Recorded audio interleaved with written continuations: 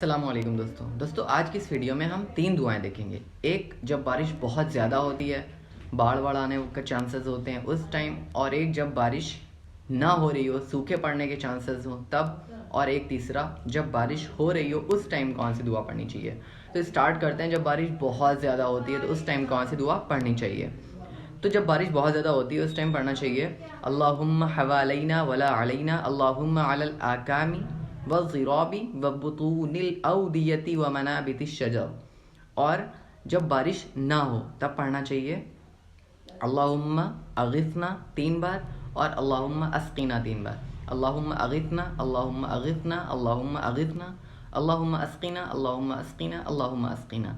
ये 3 बार। इसके माने हैं, ए अल्लाह हम पर बारिश बरसा दीजिए, ए अल्लाह हमको सैराब कर दीजिए। और जब बारिश हो रही हो उस टाइम कौन सी दुआ पढ़नी चाहिए? बारिश के वक्त अल्लाहुम्मा सय्यिबन नाफिया, ए अल्लाह मुफीद बारिश अता करिए। मुफीद मतलब फ़ायदेमंद। दोस्तों फ़िलहाल वीडियो में इतना ही। अगर वीडियो पसंद आया तो इसको लाइक करिए और चैनल को सब्सक्राइब करिए। जज़ाकल्लाहु खैर।